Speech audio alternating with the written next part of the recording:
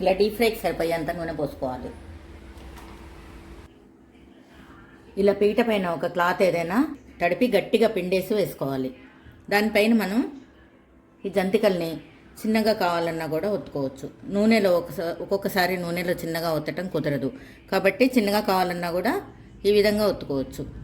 దీన్ని ఇప్పుడు కాగిన నూనెలో ఈ విధంగా తీసేసుకోవాలి. అంటే ఇలా చేసుకున్నట్టయితే మనం ఇంకొకరి హెల్ప్ కూడా తీసుకోవచ్చు. అదే నూనెలో ఒత్తడం అయితే ఒక్కరే చేసుకోవాల్సి వస్తుంది కాబట్టి ఈ రకంగా కూడా చేసుకోవచ్చు.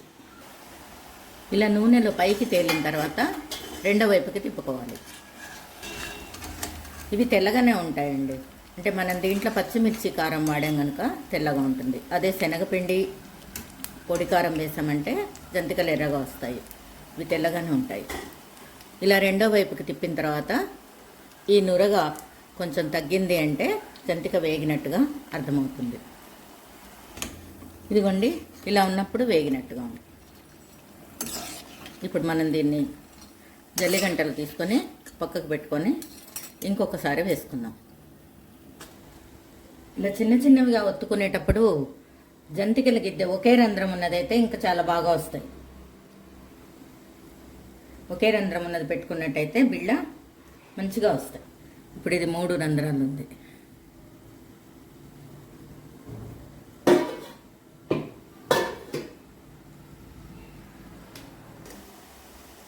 ఇలా నూనెలో పైకి తేలిన తర్వాత ఈ విధంగా తిప్పుకోవాలి.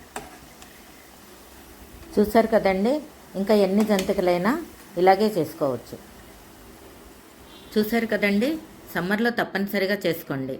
మరి ఈ రెసిపీ మీకు నచ్చినట్లయితే లైక్ చేయండి, షేర్ చేయండి, సబ్స్క్రైబ్ చేసుకోండి.